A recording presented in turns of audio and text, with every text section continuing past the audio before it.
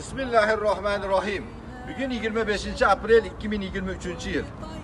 Rossiya Federatsiyasi Abakan shahridagi Al-Quddus nomli jami masjidi Allohning fazli bilan, sizlarning ehsonlaringiz bilan qurilishliklar hamon davom etib bormoqda. Biz Allohga duo qilamiz. Alloh bu rahmat eshiklarini yanada kengroq ochib qo'ysin.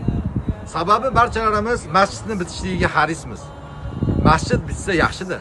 O'tgan gal videoroliklarimizda atroflarni tozalab, shag'allar bilan urovingni ko'tarishlik uchun 350 mashinadan ziyod shag'allar ketishligini aytib o'tgan edik.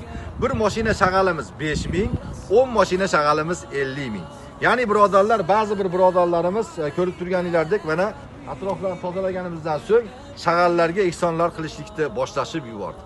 Shag'allarni to'kib, urovingni ko'targanimizdan so'ng bu atroflar, ya'ni bu yuz ko'rinishlari Toshkentdan chiqadigan Ko'ksaroy nomli keramik toshlar bilan bo'lishligini to'xtalganligimizni aytib o'tgandik. Birodarlar, O'sh shahriga 1000 kvadrat aytib biz buyurtmasini berdik.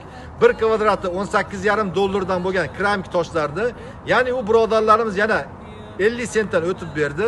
1000 kvadrati 18.000 dollar bo'ladi. Ya'ni undan 3000 dollar sizlarning pullaringlarni jo'natib yubordik. Yana 15.000 dollar berishimiz kerak bo'ladi. Birgalikda Allohning uyini qurishlikda davom etamiz.